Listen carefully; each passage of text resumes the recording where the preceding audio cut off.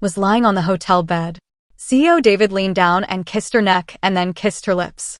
The next morning, David had to leave early due to some matters. Before leaving, he gently kissed Alice on the forehead and took her necklace as a token of their love. He left her a note, but the note accidentally fell under the bed. Soon after, Alice was woken up by noise. She saw her fiancé Bruce and Rose entering the room. Rose, Alice's half-sister, accused Alice of cheating and sleeping with another man the previous night. Bruce angrily grabbed her arm, blaming her for being unfaithful to him. Alice saw the hickey on her neck and panicked, as she had no memory of what happened the night before. She suspected that Rose had drugged her, but Rose denied it. Bruce planned to break up with Alice and announce at their engagement party that Rose would be his fiancée. After Bruce left, Rose mocked Alice, saying, "How did it feel to sleep with an old and ugly man last night?" Alice was furious, but Rose provoked her further. In reality, Bruce had been cheating on Alice with Rose for some time, but he didn't know how to break up with Alice, so he and Rose had schemed together for this plan. Assistant Tom informed David that the woman he had a one-night stand with would be getting married to someone else at the restaurant today.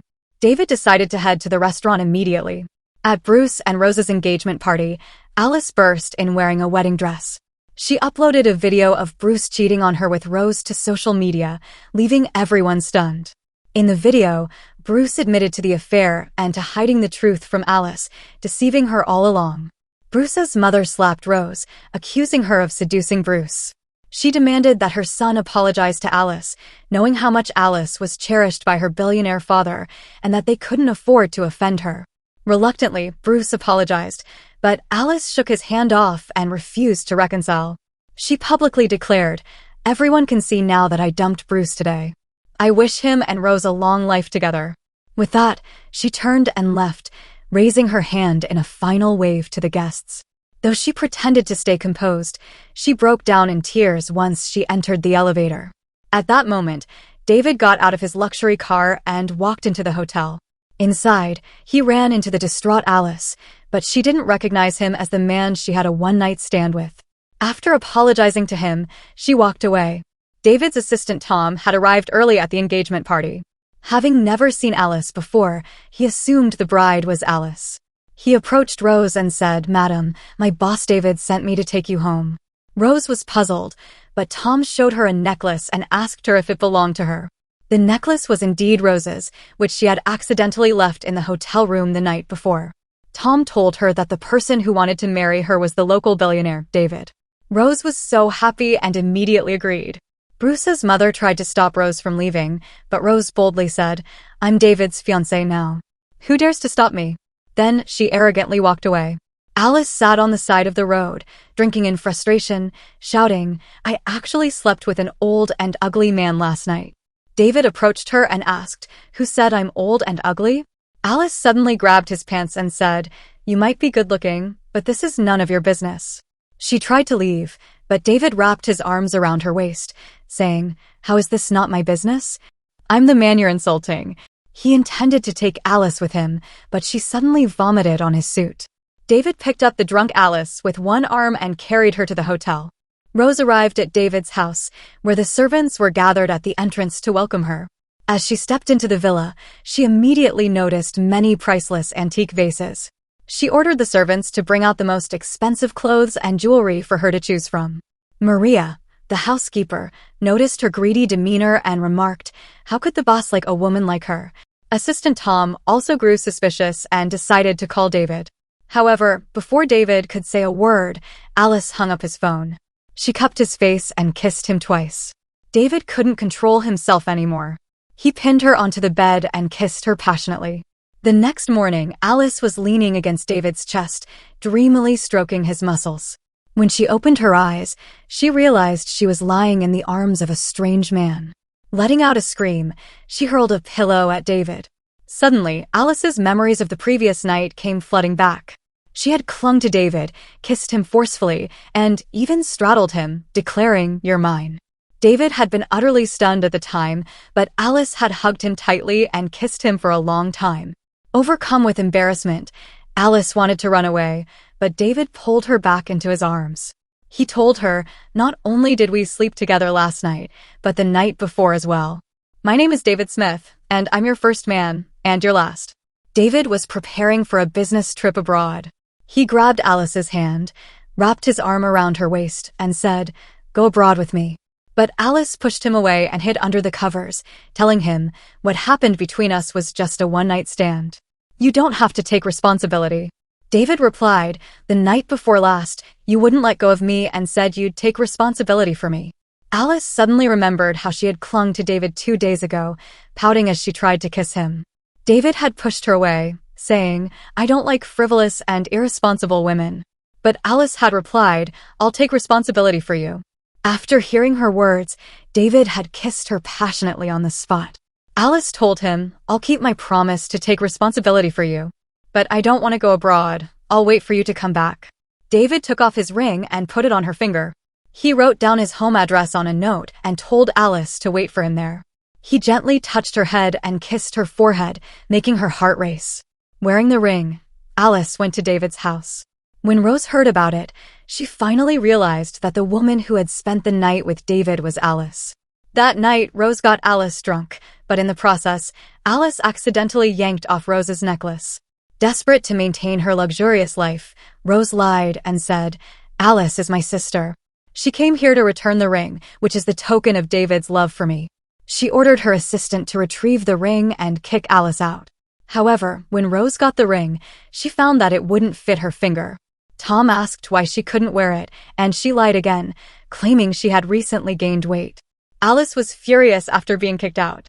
She cursed David as a liar. Just then, David called, and as Alice was about to answer, she was suddenly dragged into a car. It turned out that her grandmother had sent people to bring her back home, forcing her to marry Bruce. This was because her grandmother had received a call from Rose, who had tearfully complained that Alice's scandalous broken engagement had made it impossible for her to marry David, the richest man.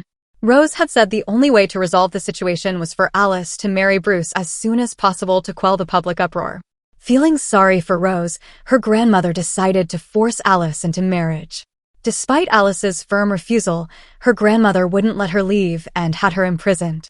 Alice called her friends for help, but all of them refused. Feeling desperate, she dialed David's number, only to find it unreachable. She was utterly hopeless and cried out, "I will never trust you again. You're a huge liar." At that moment, David was being forced by his grandfather to go on a blind date. Seeing Alice's missed call, he decided to return it, but it didn't connect. His grandfather, curious about who David was calling, leaned in and saw the contact name, "My future wife."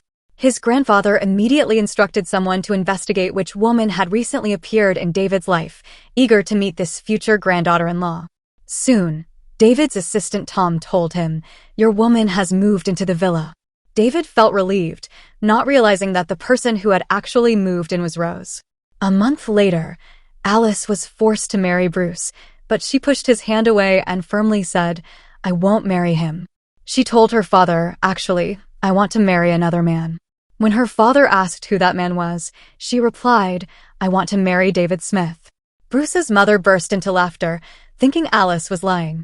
That was when Alice realized that the man she had spent the night with was the wealthiest man in the city. Her grandmother slapped her hard across the face and scolded her for shamelessly trying to steal her sister Rose's boyfriend. David's assistant, Tom, arrived with many expensive gifts, telling everyone, "I'm here on behalf of David Smith and his fiancée, Rose, to deliver gifts."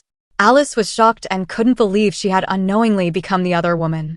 Reflecting on the sweet memories she had with David, her heart ached because she had thought that David was just toying with her. She declared in front of everyone, "I will keep my promise, but I won't marry Bruce. I want to marry his cousin, Mike. If Mike doesn't want to marry me, then our family's engagement will automatically be canceled." Bruce's mother angrily shouted at Alice, saying Mike would never marry her. But just then, Mike's voice rang out, "I'm willing to marry Alice." Mike walked in and Alice was surprised, thinking he had been living abroad for years. He took her hand and said, "I accept your proposal." David finally returned from his business trip. Rose, wearing a wig to imitate Alice and using the same perfume, lay on the bed and turned off the lights. When David entered the room, he saw the silhouette of a woman on the bed. He changed into his robe and walked closer to her. Rose, in a soft voice, called out, "David, is that you?" But David stood still, motionless. She reached out to touch his body and asked, "Why aren't you responding to me?" David coldly asked, "Who are you?" Rose pretended not to understand and embraced his waist. He grabbed her hand forcefully and pushed her onto the bed. Turning on the lights, he called an assistant Tom and asked, "Is this the person you found?" Tom replied, "I followed your instructions exactly. That necklace really is hers." David walked up to Rose, took off her wig, and said, "Even if you wear a wig and use the same perfume, you still don't smell like her. You're nothing like her." He ordered Tom to immediately throw Rose out. Tom also provided a crucial piece of information. The person you're looking for might be Rose's sister, Alice, because she came to deliver the ring that day. She's getting married today. David rushed to the wedding venue, while Rose tried to explain to him outside the car, but he ignored her. Rose tripped and fell, and coincidentally, David's grandfather saw her. He mistook Rose for the woman David loved. At the wedding, Mike wanted to kiss Alice, but she turned her face away. Just then, David's voice rang out, "I don't approve of your marriage." He burst into the room with his bodyguards and reached out his hand to Alice, signaling her to come to him. But Alice was still angry at him, so she refused to go. David walked up to her and asked, "Didn't you say you would take responsibility for me? Why are you marrying someone else?" Guests murmured about their relationship. Alice's grandmother fainted from anger and was rushed to the hospital. Alice stayed in the hospital, taking care of her grandmother until late at night. When she came out of the ward, she bumped into David. He wrapped his arm around her waist and stared at her, but just then, Mike walked in and saw them. Alice quickly pushed David away and told Mike, "David is my brother-in-law. He's just here to visit my grandmother on behalf of my sister." David, slightly irritated, grabbed her hand and asked, "Who said I'm your brother-in-law?" Mike demanded David to let go, but David replied, "Alice is about to be my wife, and we have private matters to discuss." With that, he pulled Alice away. David tried to explain to Alice, but she didn't believe him. Suddenly, she felt nauseous and David quickly picked her up to see a doctor. The doctor informed them that Alice was 1 month pregnant. They were shocked. Meanwhile, another doctor informed David's grandfather that Rose was 2 months pregnant. She knew she was pregnant with Bruce's child, but David's grandfather mistakenly thought it was David's child. He comforted Rose and promised that he would never allow David to abandon her. Alice's father was shocked when he learned she was pregnant. He asked her who the father of the child was, but Alice refused to say. Her father insisted on taking her for an abortion, but Alice told him she could raise the child on her own. Still, he insisted. Just then, Mike showed up, saying he wanted to marry Alice and go get their marriage certificate today. To escape the situation, Alice took Mike's arm and left. Her father assumed she was pregnant with Mike's child. At a cafe, Alice apologized to Mike for using him twice to get out of trouble, and she told him she was pregnant. But Mike said, "I don't mind that you used me, and I don't mind that you're pregnant. I'll treat your child like my own. Alice, will you marry me?" She was stunned and didn't know how to respond. But David suddenly wrapped his arm around her shoulder and said, "Thanks for your kindness, but I can take care of my wife and child." Mike remembered how, when Alice was little, her grandmother had called her a jinx, saying she had caused her grandfather and mother's deaths, so her grandmother had insisted on sending her away to the countryside. Mike had been her good friend back then, but when he went to look for her, Alice had already been taken away. When he saw Alice again after growing up, she had become Bruce's fiancé. David took Alice for a prenatal checkup and found that she was malnourished. He said, "I'll arrange for the best nutritionist to take care of your health. I'll make sure to take care of you and the baby." Alice was torn, but she was once again moved by his sincerity. David put a ring on her finger and said, "Let's start over." Before Alice could respond, David's grandfather interrupted them. He had brought Rose in for a checkup. The grandfather scolded David for being irresponsible toward Rose, but David ignored him, holding Alice's hand and leaving. His grandfather pretended to faint to stop him. Rose told Alice, "I'm pregnant with David's child. Can you give him back to me? The doctor said I'm carrying twins, and if I have an abortion, I might be in life-threatening danger." Alice looked at her prenatal report, both shocked and heartbroken. Later, she told her grandmother, "I didn't go to get a marriage certificate with Mike this morning. We broke up." Her grandmother was furious, slapped her, and threw a thermos box at her head. David caught her, gently touched her face, and comforted her. Alice's grandmother tried to justify herself, but David picked Alice up and left without a word. He took her back to his house, gently treated her wound, kissed her forehead, and said goodnight. Alice was conflicted, pulling the ring from her pocket, unsure whether she should trust David. The next day, Rose scolded Alice for stealing her boyfriend and even tried to hit her. But Alice grabbed her hand and warned her not to push her luck. Rose pretended to fall and bled heavily, almost miscarrying.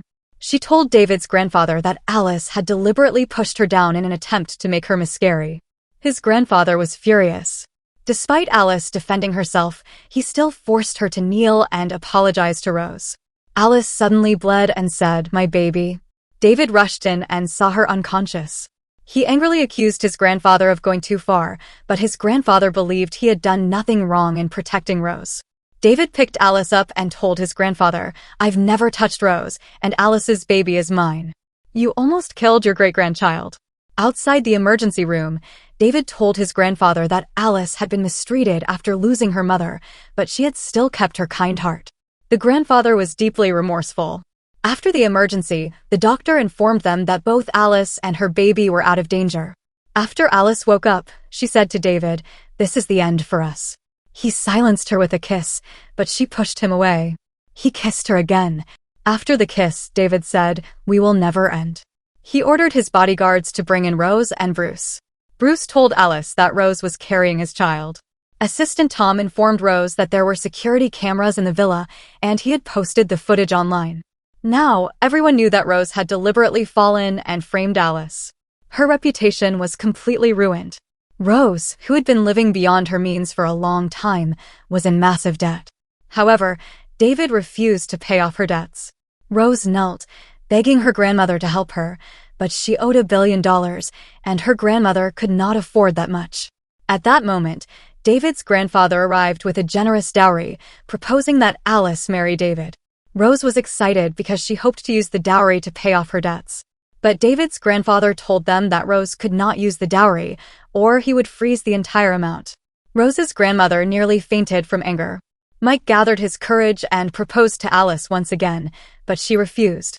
Then she saw David nearby, so she smiled and ran over to hug him. He kissed her and put a ring on her finger. Alice asked him if he was jealous, and he replied, "Yes, I am jealous. So, never leave me again." After saying this, he lifted her up and took her home.